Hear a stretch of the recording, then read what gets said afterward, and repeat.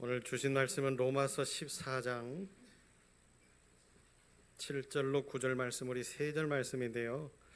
우리 한 목소리로 같이 하나님의 말씀을 읽겠습니다. 로마서 14장 7절로 9절 말씀입니다. 같이 읽겠습니다. 우리 중에 누구든지 자기를 위하여 사는 자가 없고 자기를 위하여 죽는 자도 없도다. 우리가 살아도 주를 위하여 살고 죽어도 주를 위하여 죽나니 그러므로 사나 죽으나 우리가 주의 것이로다. 이를 위하여 그리스도께서 죽었다가 다시 살아나셨으니 곧 죽은 자와 산 자의 주가 되려 하심이라. 아멘.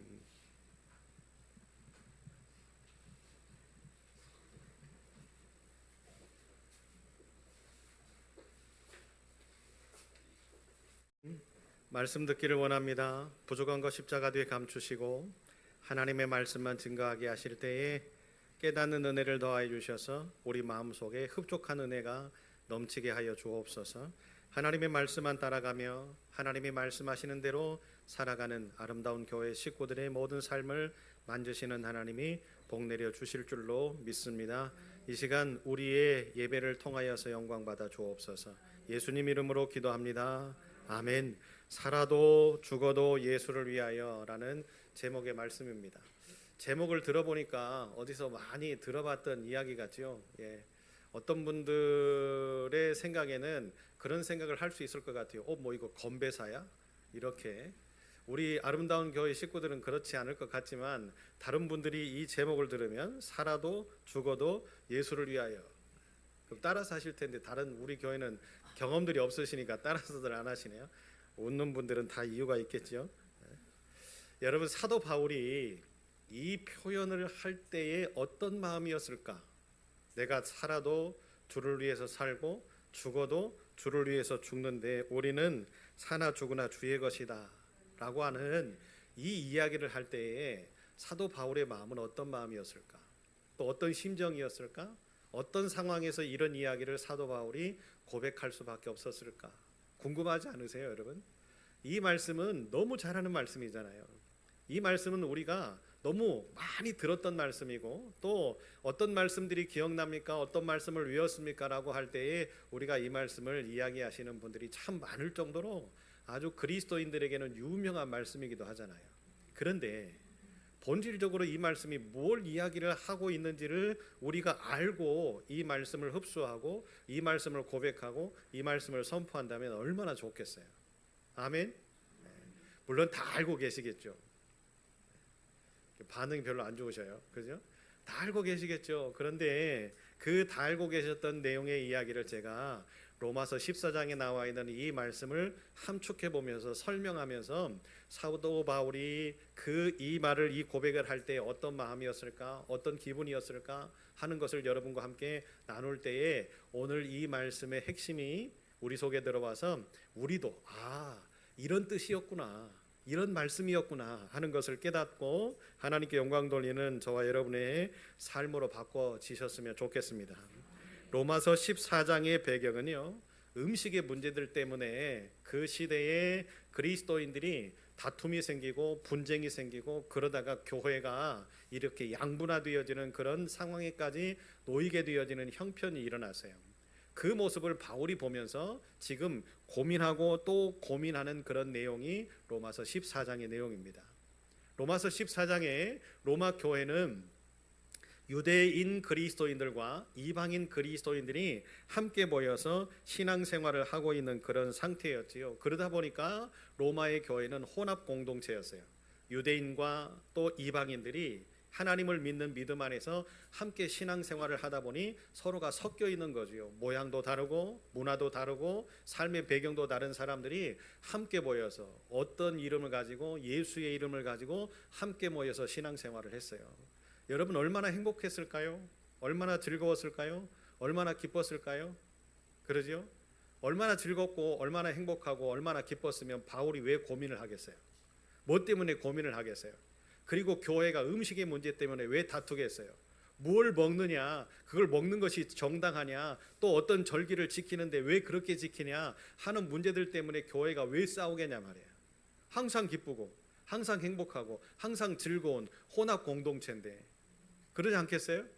그런데 로마서 14장에 보니까 로마 교회가 흔들리기 시작합니다. 문제가 생겨나기 시작하지요. 그러다 보니까 바울의 입장에서는 어떻게 해서든지 이 분쟁과 이 갈등을 하나로 묶어야 되겠는데 어떻게 하면 좋을까 고민을 하다가 이제 그들에게 믿음 안에서 말씀 안에서 설명을 하고 있는 내용이 로마서 14장입니다.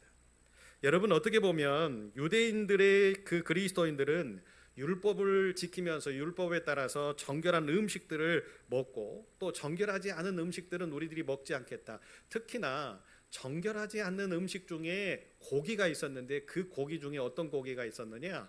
우상에게 제사하고 바쳐놓았던 음식들, 그 고기들, 특히나 그 고기들에 대해서는 절대로 우리는 율법에 그런 고기를 먹지 말라고 말씀하고 있기 때문에 우리는 그 고기를 먹을 수가 없어 라고 단정을 지었습니다. 그런데 이방인 그리스도인들은 어떻게 합니까? 예수님의 가르침을 따라서 어떻게 하죠? 모든 것은 감사함으로 먹으라 이야기하셨다. 그리고 베드로 사도가 이야기했던 그 말씀을 통하여서 어떻게 합니까? 고넬료에게 보내어지기 전에 그 환상을 통해서 받아 먹으라 라고 말씀하셨던 그 깨달음을 통해서 이방의 그리스도인들은 어떻게 합니까? 먹는 것이 뭐가 문제냐? 예수님도 그렇게 하셨고 또 베드로 사도도 우리에게 그렇게 말씀하셨고 강론하셨고 먹는 것이 뭐가 그렇게 문제냐? 먹는 것에서 자유롭자 라고 이야기를 하면서 그들이 고기를 먹습니다. 여러분 이 모습은 문화적인 배경의 차이가 있고 신앙적인 배경의 차이가 있고 환경적인 배경의 차이가 있었어요. 그러다 보니까 서로가 인정해주면 얼마나 좋겠어요. 유대인 그리스도인들은 율법이라고 하는 것을 지켜야 되기 때문에 이런 우리의 식습관, 생활의 모습들, 문화의 모습들을 싫어할 수도 있겠구나. 그러면 저들이 싫어하는 것을 우리가 하지 않으면 되지 않겠냐? 아니면 저들이 없을 때 우리끼리 있을 때에 이렇게 우리의 문화들을 존중해 가면서 먹을 거 먹고 절기를 지키고 이렇게 하면 되지 않겠냐? 이런 배려의 마음이 있었으면 얼마나 좋겠어요. 또한 유대인들 그리스도인들은 어떻게 합니까? 이방인들이 생활해 왔던 삶의 습관이 있으니까 저들은 아직 율법적인 삶의 모습이 뭔지를 모르잖아요. 그죠? 율법을 왜 지켜야 되고 율법적인 어떤 모습들을 가지고 살아야 되고 하는 그런 부분들을 잘 모르니 그러면 우리가 율법을 먼저 알았고 우리가 예수 그리스도의 은혜를 먼저 깨달은 우리로서 어떻게 하자? 저들을 좀 이해해주고 저들을 좀 포용해주고 저들을 좀 협력해주고 보세요. 우리도 아멘을 못하잖아. 그죠? 그러니까 유대인 그리스도인들도 이방인 그리스도인들이 행하는 행실, 저들이 먹는 것, 저들이 행동하는 것이 싫었던 거예요. 그러다 보니까 이게 결정적으로 어떤 상황 가운데서 만들어졌느냐? 유월절 절기를 지낼 때의 이 모습이 이제 첨예하게 부딪히기 시작합니다. 유대인 그리스도인들은 어떻게 하는 거예요? 우리들은 이방의 음식들, 제사한 음식들은 절대 먹을 수가 없다. 그런데 이방인들은 어떻게 합니까? 아니 시장에 나가기만 하면 많은 고기들이 있는데 그 고기들을 사다 먹는 것이 뭐가 문제냐? 그러니까 또 이 유대인 그리스도인들은 어떻게 합니까? 우리는 절대 고기를 먹을 수가 없어. 우리는 채소만 먹을 거야. 이렇게 이야기를 하면서 서로 간의 갈등을 조장하고 문제를 만들어내고 지적질을 하고 판단을 하고 하는 모습들이 만들어지다 보니 이 절기는 하나님께 영광 돌리는 기쁨의 절기 아닙니까? 이 절기 가운데 우리가 마음을 모으고 함께 하신 우리를 구원하신 하나님을 찬양하고 예배하고 높이는 그러죠? 하나님께 영광을 돌리는 절기를 지켜야 되는 이때에 뭐 하는 거예요? 아무것도 아닌 먹는 문제 때문에 우리는 채소만 먹을 거야. 왜 고기를 안 먹어? 이런 문제들 때문에 이제 어떻게 돼? 주객이 전도되어지는 그런 모습들이 만들어지는 거예요. 이런 절기 가운데 서로 합력하고 하나가 되고 기쁨으로 예배하고 감동스럽게 하나님을 찬양하는 그런 아름다움의 모습의 자리에서 뭐가 만들어지는 거예요? 분쟁이 만들어지고 싸움이 만들어지는 그런 모습을 통해서 어떻게 하는 거예요? 사도 바울이 고민에 빠졌던 거죠. 이러다가 교회가 난리 나겠다. 이러다가 교회가 심각한 문제가 생길 수 있겠구나 하는 그런 것들을 깨닫고 사도 바울이 자신의 경험을 통해서 사도 바울은 율법주의자였잖아요. 그렇죠? 율법에 대해서는 누구보다도 더 많이 알고 있는 사람이었잖아요. 그래서 그 부분을 가지고 유대인 그리스도인들에게 이야기를 하고 있고, 예수 만나고 난 다음에 이제 그 율법적인 모습에서 자유함을 얻었던 그 바울로서의 삶의 모습을 가지고 이방인 그리스도인들에게 또 다시 다가가서 말씀을 증거하는, 다시 말하면 바울은 지금 이 두 가지의 모든 일을 다 어떻게 하고 있어요? 삶의 모습으로 실천하고 있는 사람이잖아요. 하나님의 은혜를 가지고, 예수의 사랑을 가지고, 성령의 깨달음을 가지고 지금도 오늘도 살아나가는 삶의 모습을 통해서 바울은 어떻게 하는 거예요? 이 두 가지 모습을 다 살아봤던 사람이잖아요. 그래서 그 경험을 가지고 이렇게 살다가는 본질을 놓칠 수 있겠다. 하나님의 교회의 본질은 뭐예요? 예수 그리스도잖아요. 예수 그리스도가 우리를 위해서 십자가를 위해서 죽으시고 죽기까지 사랑하셔서 우리를 구원하신 그 구원의 역사들을 간직한 증인으로서 땅끝까지 이르러서 복음을 증거해야 될 사명이 있는 게 교회인데, 그거는 어디론가 사라져버리고 뭐 하는 거예요? 무엇을 먹냐, 이것을 먹지 말자라고 하는 이 본질적인 것 때문에 서로 싸우면서 하나님의 영광이 가로막혀지고 예수 그리스도를 증거하는 복음의 길이 가로막혀지는 이 모습이 절대로 생겨서는 안 되겠다 하는 마음을 가지고 바울이 이제 글을 쓰기 시작합니다. 그들에게 이제 설명을 하기 시작합니다. 얼마나 힘들었겠어요? 얼마나 어려웠겠어요? 그러지요? 여러분, 이게 로마 교회에서만 일어나는 일이면 그러려니 할 겁니다. 그런데 한국 교회뿐만이 아니라 전 세계 교회들 속에 이런 일들이 비일비재하게 많이 일어나고 있다는 것에 가슴이 아플 뿐이지요. 본질이신 하나님의 말씀과 또 예수 그리스도의 구원의 역사와 성령께서 깨닫게 하시는 일들을 통하여서 우리가 더 거듭난 백성으로 기쁘게 살아가고 더 헌신하고 봉사하고 충성해야 되는 믿음의 공동체가 교회인데, 이 공동체, 믿음의 공동체인 교회 안에 이런 아무것도 아닌 비본질적인 문제들 때문에 서로 싸우고 서로 판단하고 시시비비를 가리는 이런 일들이 일어나고 있다는 것이 얼마나 개탄할 일입니까? 여러분, 제가 서울에서 부목사로 사역을 할 때에 그때에 그랜드 피아노를 헌물하신 장로님이 계셨어요. 찬양대에다가 헌물을 하셨으니까, 그러니까 교회가 굉장히 큰 교회였기 때문에 그랜드 피아노도 굉장히 크더라고요. 그런데 지휘자와 이렇게 찬양팀과, 그리고 이제 주일 예배 전에 찬양을 하는 우리 찬양팀처럼 찬양을 하는 찬양팀에게 약간의 문제가 있었어요. 피아노를 저쪽으로 1m만 살짝만 옮기면 예배 전에 찬양팀들이 자유스럽게 찬양을 할 수 있겠는데 해가지고 1m를 옮겼어요. 예배가 끝나고 난리가 났어요. 장로님 오셔가지고 누가 피아노를 여기 이렇게 옮겼냐고. 여러분, 그 성전이 굉장히 크단 말이에요. 그런데 피아노를 1m 옮긴 것이 티가 날까요, 안 날까요? 안 나잖아요. 그런데 그것이 장로님이 보실 때는 왜 그래요? 장로님이 헌물해 놓은 거고, 매일 아침마다 오셔가지고 교회에 먼저 오시면 기도를 하시고 피아노를 닦으시고 이렇게 하셨던 장로님이었기 때문에 눈에 굉장히 익으셨던가 봐요. 그래서 또 다시 피아노를 후퇴해가지고 1m를 옮겼어요. 예배를 드리다 보니까 불편하잖아요. 야, 이거 안 되겠다, 어떻게 하면 좋을까 고민을 하다가 찬양팀들이 모여가지고 상의를 합니다. 이거 어떻게 하면 좋죠? 우리가 희생합시다 라고 하는데, 어떤 남자 단원 하나가 이렇게 이야기를 하는 거예요. 목사님, 안 보이게 하면 되죠. 그 방법이 뭐예요? 조금씩 옮겨놓읍시다. 그러는 거예요. 그래서 모두가 다 박수를 쳤어요. 아, 그렇게 하면 되겠다. 그러면 기간을 어떻게 할까? 한 달 동안 합시다. 4주 동안 1m를 옮겨야 되니까 얼마씩 옮겨야 돼요? 25cm씩 옮깁시다. 이렇게. 그거 괜찮네. 그리고는요, 한 달이 지났어요. 아무 말씀을 안 하시는 거예요. 뭔 일이지 이게? 그러니까 한 달 동안 조금씩 옮겨놨더니 아무런 문제가 생겨나지 않았어요. 그래서 진짜 이야, 이거 하나님의 은혜다, 이렇게 생각을 했던 일이 기억이 납니다. 여러분, 그 피아노가 뭐라고, 그 1m만 옮겨지는 것이 뭐라고, 그 큰 성전에서. 그런데 한꺼번에 옮겨졌을 때는 그게 보여가지고 막 벼락을 치셨던 장로님이 한 달 사이에 조금씩 똑같은 일이잖아요. 그런데 그게 인식이 안 되셨던가 보죠. 아니, 어쩌면 인식이 되셨는데도 불구하고 아무 말씀을 안 하셨을 수도 있겠죠.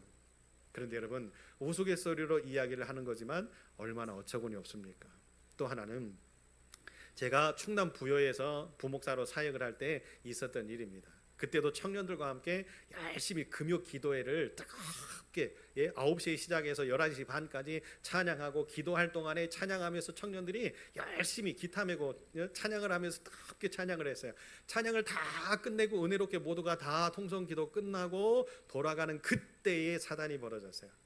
제가 그때에 색스폰이라고 하는 악기를 굉장히 좋아하게 됐어요.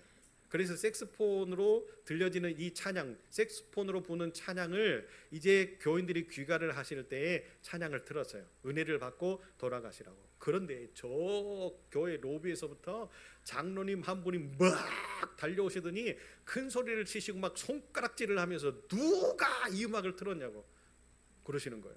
그래서 제가 장로님 왜 그러세요? 제가 들었습니다. 그랬더니 아니 목사님 이게 무슨 소린 줄 아냐고. 이게 술집에서 부는 악기를 가지고 어떻게 이렇게 교회에서 말이지 음악을 들을 수가 있냐고. 찬양을 들을 수가 있냐고. 장로님 이게 찬양이잖아요. 아무리 그래도 그러죠.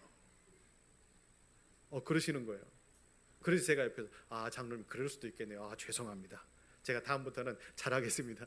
그 이야기를 지금은 돌아가셨지만 그때의 선임 장로님이 보셨어요.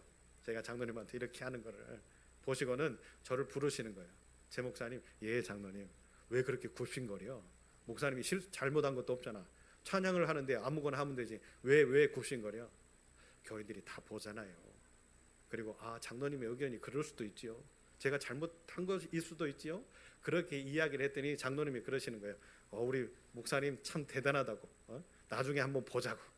그렇게 하셨는데 못 보고 돌아가셨어요. 여러분 보세요.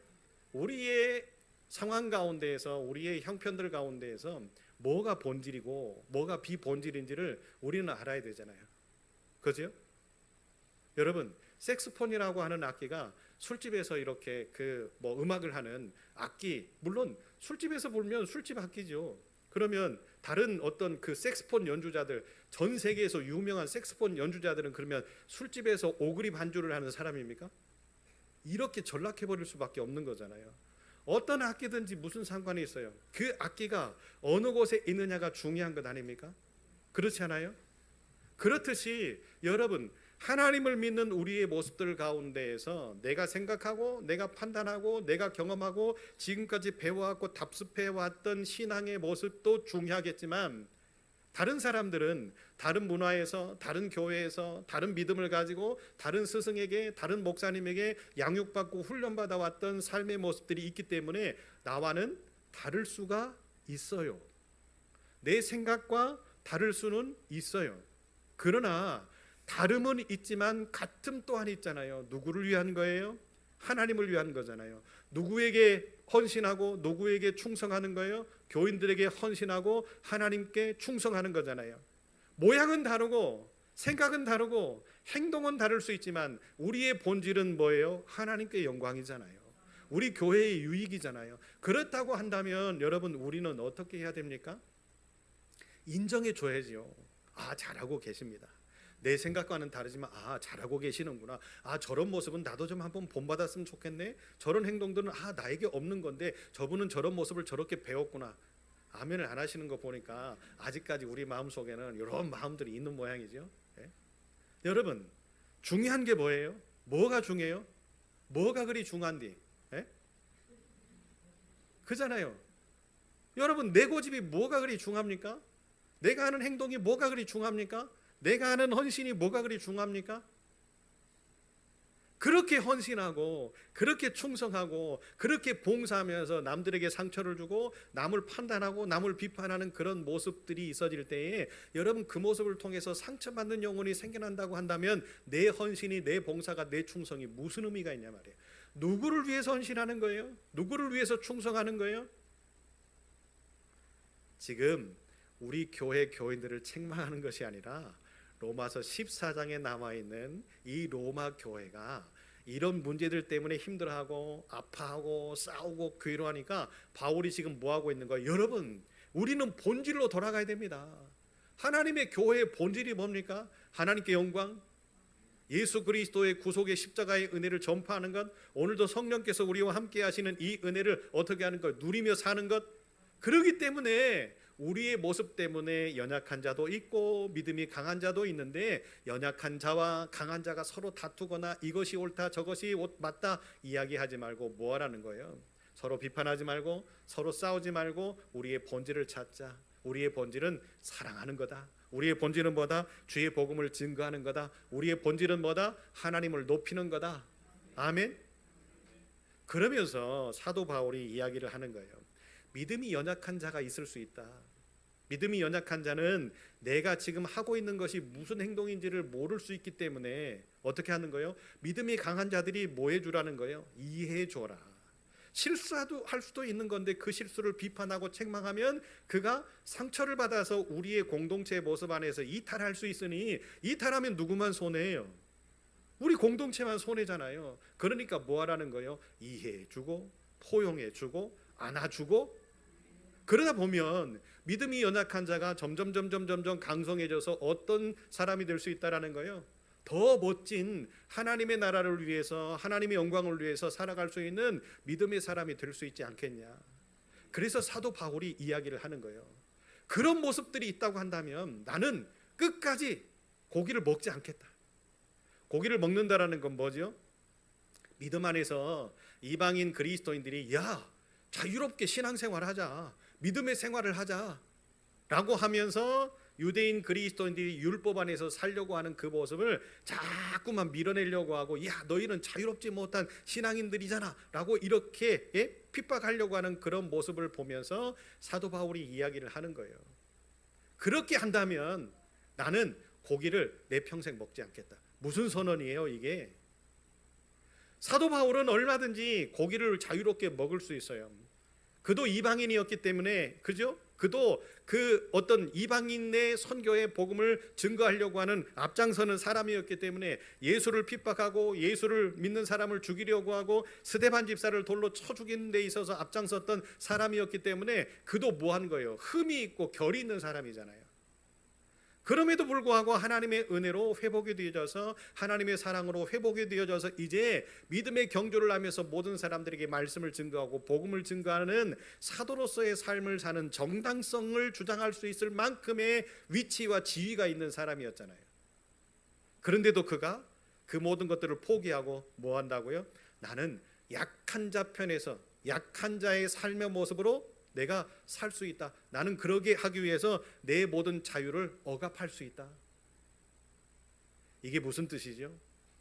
여러분, 우리가 아무리 자유롭고 우리가 아무리 즐겁고 내가 가지고 있는 것이 너무나 행복하다 할지라도 부족하고 연약한 자들을 위해서 내 행복을 좀 내려놓을 수 있고 내 즐거움을 포기할 수 있고, 그런 믿음의 사람들이 우리가 되어야 되지 않겠냐. 그것이 형제고 그것이 자매고 그것이 믿음의 공동체지, 내가 하고 싶은 대로 다 하고 내가 말하고 싶은 대로 다 하고 내가 행동하고 싶은 대로 다 하고, 그 모습 때문에, 내가 정당하다고 하다라고 주장하는 그 행동 때문에 누군가가 상처받는다면 그것은 우리 공동체를 깨뜨리는 일 아니냐.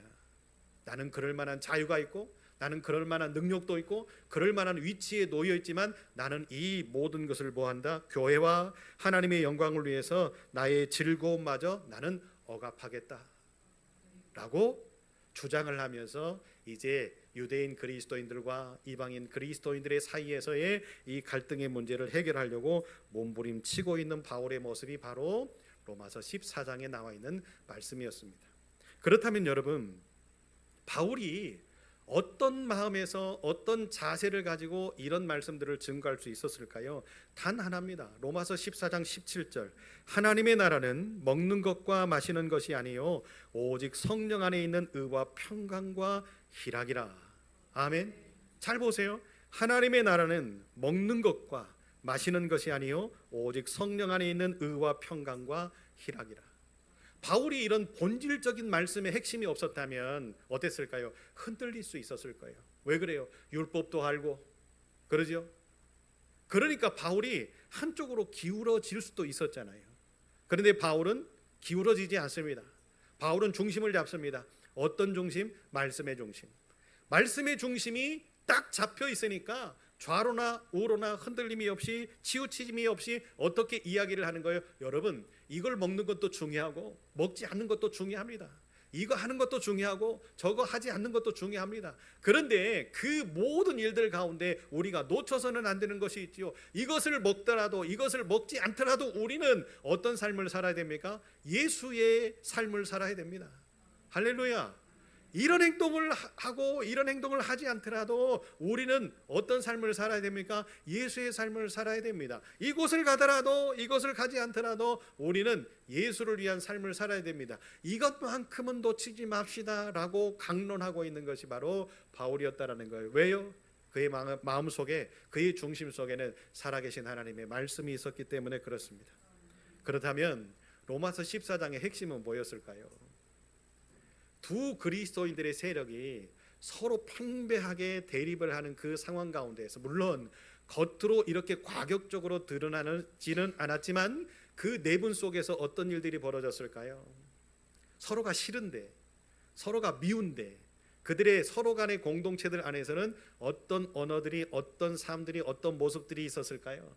예를 들어서 유대인들이 그리스도인들, 그 사람들에게는 이방인 그리스도인들을 향해서 어떻게 했어요? 에이구, 저것들 우상 숭배하는 고기들을 먹으면서 뭐 저거리 저렇게 떳떳하다고 그러면서 혼자만의 생각들을 가지고 있었으면 그나마 감사하겠지만, 자기하고 생각의 길이 같고 말하는 것이 조금 섞이는 사람들한테는 또 이야기할까? 야, 저것들 말이야, 저 시장에서 고기를 샀는데 내가 분명히 봤거든. 우상한테 제사를 지냈던 음식들을 가져다가 시장에서 파는 걸 저것들이 사다가 지금 지지고 볶고 맛있게 먹네. 에? 그러면서 뭐 했을까요?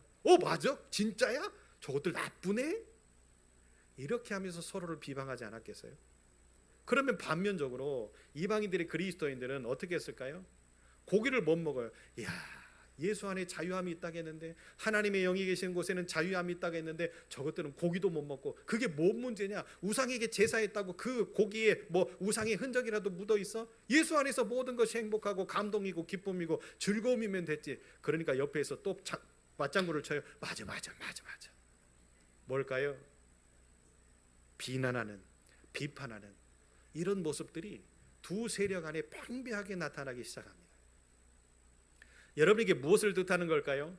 서로를 비판하고 서로를 비방한다라고 하는 것은 서로에게 사랑이 없다라는 거예요. 잘 들어보세요.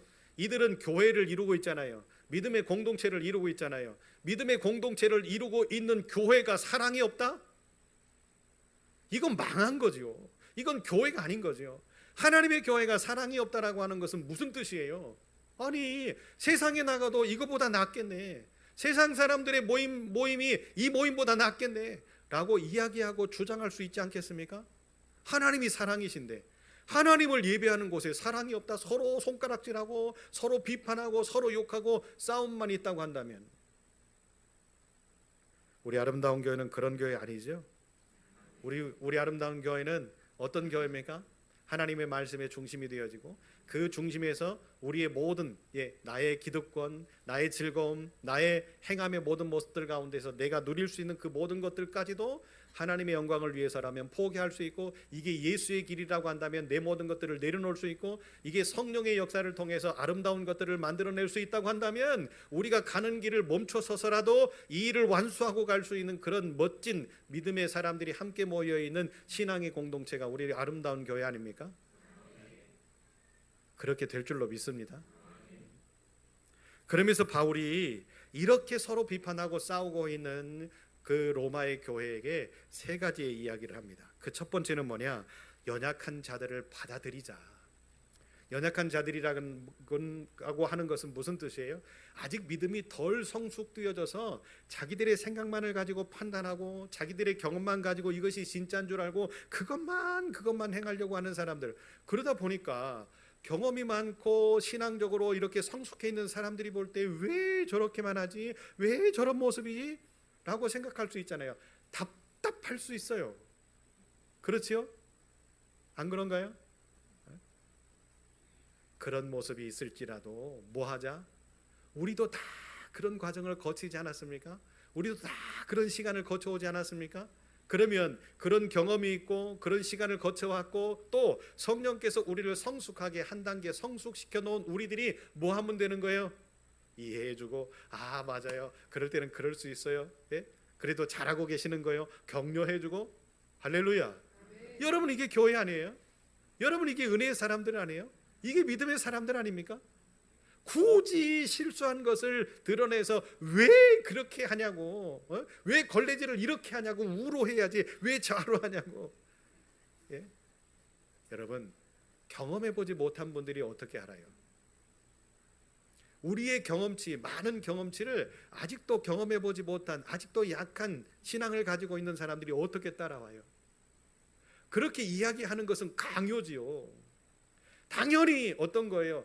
내가 이 정도 경험이 있고, 내가 이 정도 신앙생활 했고, 내가 이 정도 능력치가 있고, 너는 왜 그거밖에 못해? 라고 우격다짐하는 것밖에 안 되잖아요. 그러면 여러분, 연약한 신앙인들이 새롭게 믿음을 가지고 이제 신앙생활을 하는 사람들이 어떻게 배겨내겠어요? 우리 아름다운 교회에서. 야, 저 교회 갔더니 아무것도 아닌 거 걸레질을 내가 우측으로 했더니 좌측으로 해야지, 이것 때문에 나한테 뭐라고. 야, 저 교회 이름만 아름다운 교회지 절대로 아름다운 교회 아니야. 이렇게 이야기하지 않겠어요?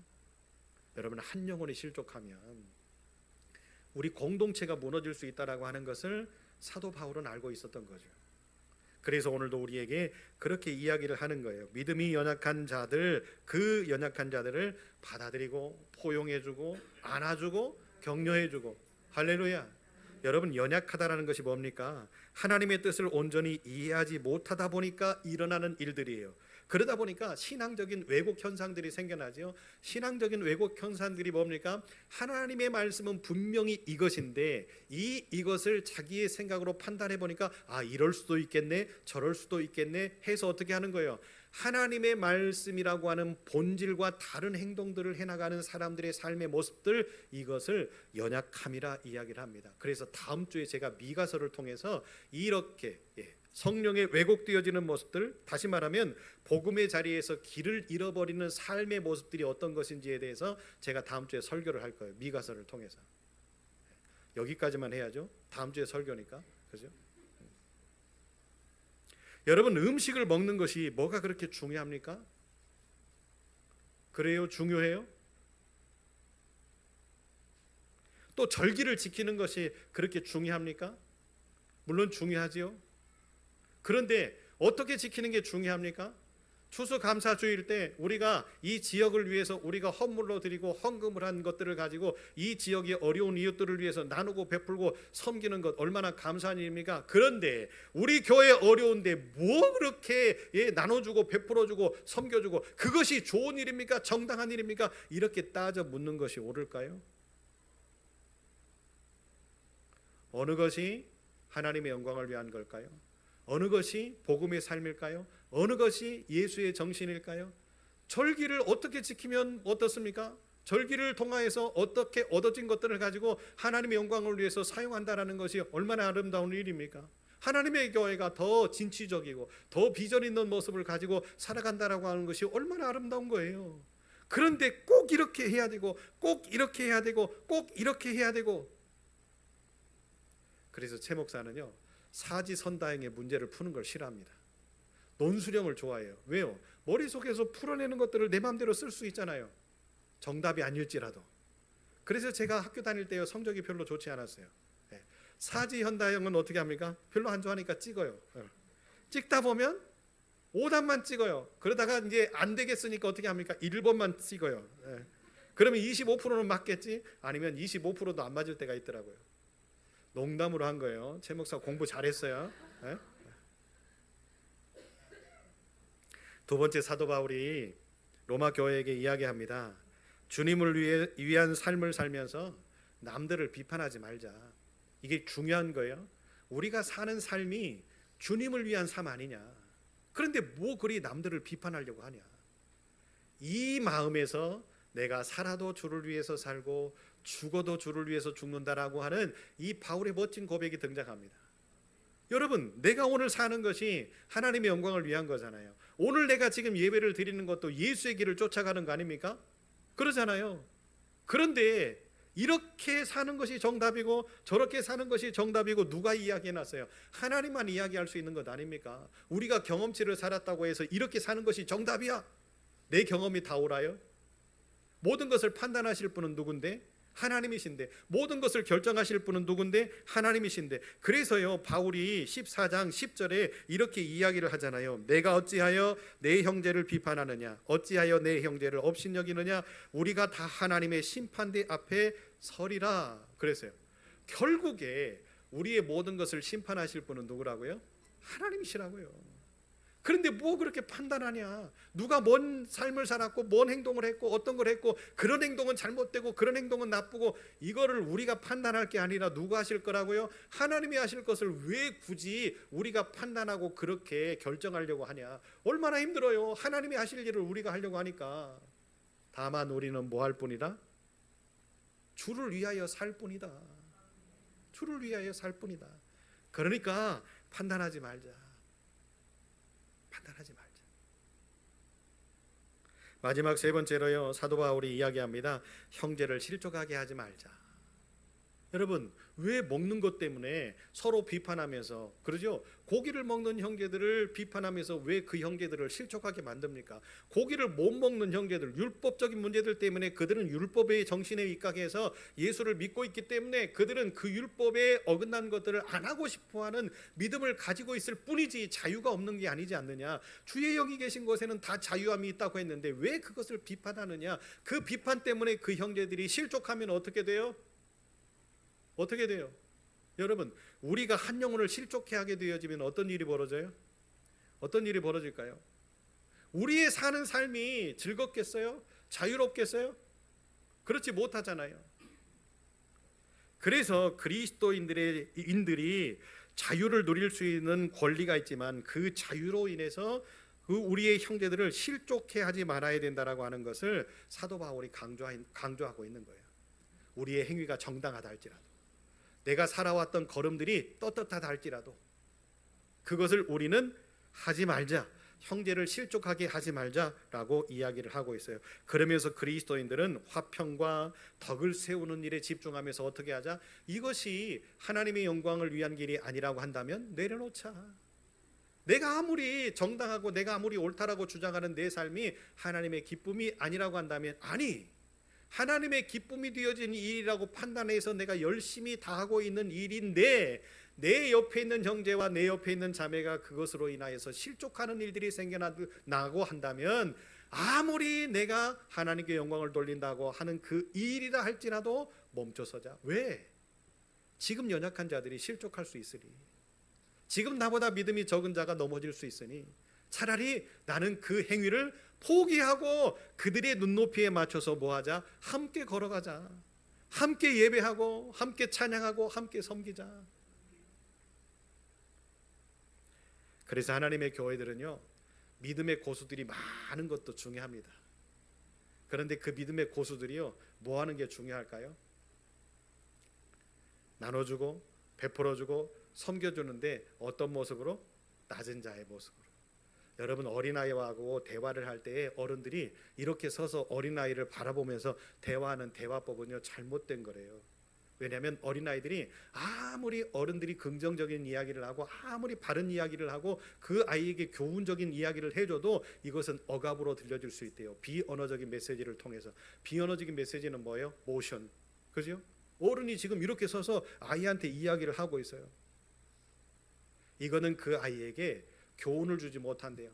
비전을 주지 못한대요. 그렇다고 한다면 뭐 하는 거예요? 이 아이에게 교훈적인 이야기를 해주지 않아도 돼요. 이 아이를 격려해주지 않아도 돼요. 이 아이에게 무언가 새로운 것들을 제시해주지 않아도 돼요. 그 아이에게 필요한 것을 해주면 되는 거예요.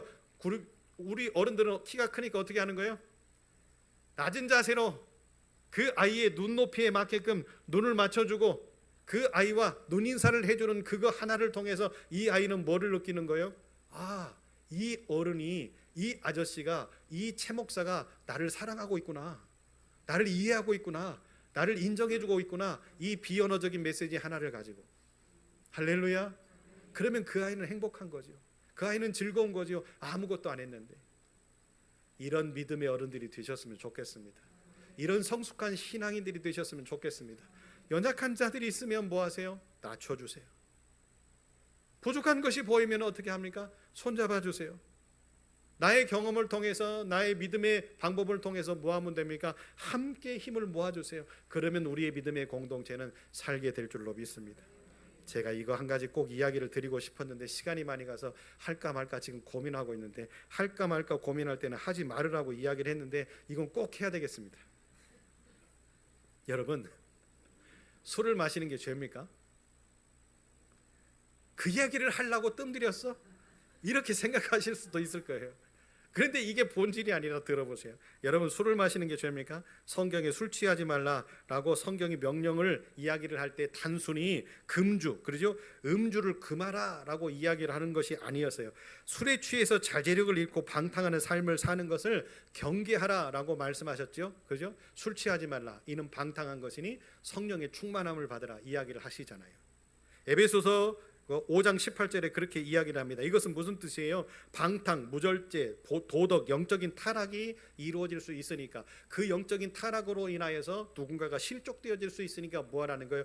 경계하라라고 하는 말씀이었어요. 잠언 20장 1절에도 포도주는 거만하게 하는 것이요 독주는 떠들게 하는 것이라 이해 미혹되는 자마다 지혜가 없다라고 그러셨어요. 그리고는 잠언 23장 29절로 35절에 보면 술은 사람을 거만하게 하고 미혹에 빠지게 하며 재앙과 근심, 분쟁, 원망 등 부정적인 결과들을 초래한다라고 정확하게 명시를 하고 있어요. 이런 걸 보면 아, 술은 나쁘네, 이렇게 단정 지으실 수 있잖아요. 그런데 하나님은 어떻게 하셨어요? 하나님이 주신 모든 것은 감사함으로 먹어라 라고 이야기하시잖아요. 그러니까 톡 부러지게 왜 술이 나쁘다 이렇게 이야기를 할까?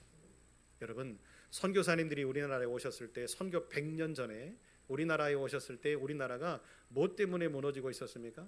술 때문에 무너지고 있었어요. 참 평상시에는 너무나 좋고 너무나 바르고 너무나 똑똑한 사람들이 술만 먹으면 뭐 하는 거예요?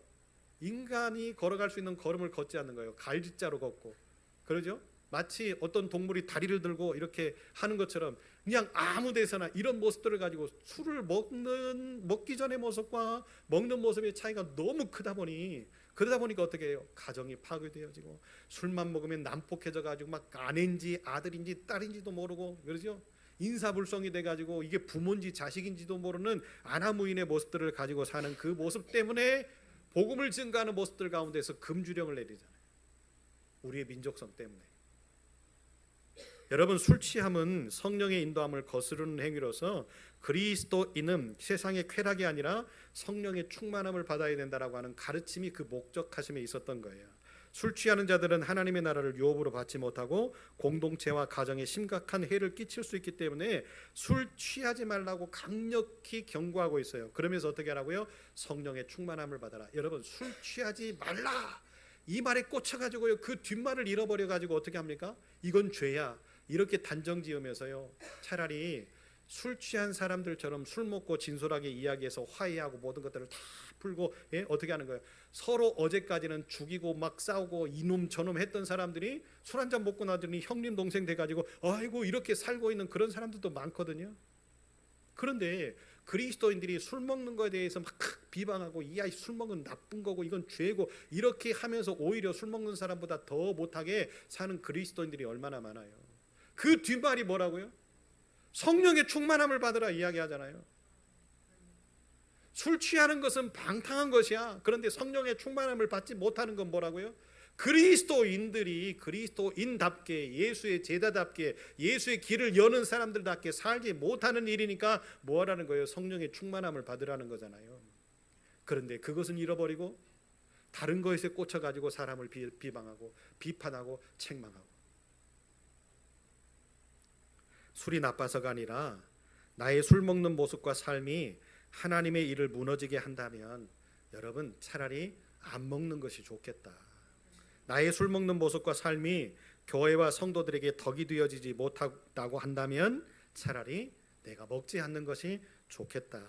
내가 술을 먹지 않는 것이 더 유익이 될 수 있다라고 한다면 나는 내 입에 대지 않겠다. 사도 바울이 그 문제 때문에 다투고 싸우는 그 문제 때문에 내가 평생 동안 고기를 먹지 않겠다라고 이야기했던 삶이 뭐예요? 고기를 먹는 것과 야채를 먹는 것과 서로 먹는 것이 정당하다고 주장하는 그 모습 때문에 내가 그 모든 것을 다 먹을 수도 있고 자유롭게 다 누릴 수도 있지만, 내가 그 어떤 문제가 하나님의 영광을 가리워지는 일이라고 한다면 나는 그것까지도 포기할 수 있다 라고 했던 그 결단이 여러분 믿음의 사람인 우리들에게 있어야 된다라고 하는 사실을 기억하셨으면 좋겠습니다. 우리가 하는 행동이, 우리가 하는 언어가, 우리가 하는 삶이 하나님의 영광을 가리우는 모습이라고 한다면, 행동이라고 한다면 여러분 빨리 멈춰섭시다. 그리고 우리는 살아도 죽어도 뭐 하자고요? 주를 위해서, 예수를 위해서 사는 마음들을 가지고, 믿음들을 가지고 살 때에 뭐가 될 수 있어요? 자유함을 얻는 믿음의 사람들, 자유함을 얻는 예수의 제자들, 자유함을 얻는 성령의 은혜를 듬뿍 담은 사람들, 그래서 오로지 우리 하나님께만 영광을 돌릴 수 있는 아름다운 교회와 아름다운 교회의 멋진 성도들이 될 수 있어요. 우리 교회에도 그런 일들이 있죠. 이제 우리가 3달째 됐잖아요. 그러다 보니까 우리의 모습들 가운데도요, 이것 때문에 저것 때문에 서로 문제가 되어지고 다툼이 되어지는 일들이 있어요. 분명히 있을 겁니다. 그러나 여러분 뭐 하면 돼요? 그럴 수도 있어요. 아멘을 안 하시네. 저럴 수도 있어요. 그것도 주를 위한 거고 이것도 주를 위한 거고, 그렇다고 한다면 어떻게 해요? 지지고 볶지 말고 뭐 하자고요? 함께 먹으면 되잖아요. 지지고 볶아서 함께 먹으면 되잖아요. 이게 무슨 뜻인지 이해가 잘 안 되시죠? 왜 짬뽕이 짬뽕인 줄 아십니까? 왜 짬뽕이 짬뽕인 줄 아세요? 이것저것 갖다가 짬뽕에서 끓여놨더니 맛있게 되더래요. 그래서 짬뽕인 거예요. 믿거나 말거나. 우리 아름다운 교회는 멋진 짬뽕 국물이 보글보글 끓고, 그 짬뽕 안에 맛있는 것들이 여기저기 묻어 있고 이것저것 섞어지고, 그런데 누가 여기서 이것도 한번 넣어봐, 오케이, 그것도 넣고 이것도 한번 넣어볼까, 오케이. 그래서 배가 산으로 간다 할지라도 우리는 그 짬뽕을 먹으면서 하나님께만 영광을 돌리는 아름다운 교회로 이 자리에 남아서 부활을 위해서, 이 나라를 위해서, 다음 세대를 위해서 힘써 복음을 증거하는 일에 애쓸 수 있는 저와 여러분 되시기를 예수의 이름으로 축복합니다. 하나님, 우리의 삶이 어떠할지라도, 내 생각이 어떠할지라도, 내 판단이 어떠할지라도 주를 위하여서 사는 삶 가운데 역사하여 주셔서 더 풍성한 은혜를 누리며 살게 하여 주시고, 로마 교회의 모습을 통하여 우리의 모습들을 보게 하시고 분별하게 하십니다. 무엇이 중요한 것이 아니고 이것을 먹는 것이, 저것을 먹지 않는 것이 중요한 것이 아니라 그것을 통하여서 하나님을 영광 돌리는 일이 중요하다는 것을 깨닫고 오늘도 세상으로 가오니 우리의 세상적인 삶들 가운데에 하나님의 영광을 위한 것이라면 진행하게 하시되, 하나님의 영광을 가리우는 일이라고 한다면 이제 돌아서고 그만 멈춰서는 멋진 하나님의 백성들이 되게 하여 주셔서 하나님의 기쁨으로 살게 하여 주옵소서. 예수님 이름으로 기도합니다.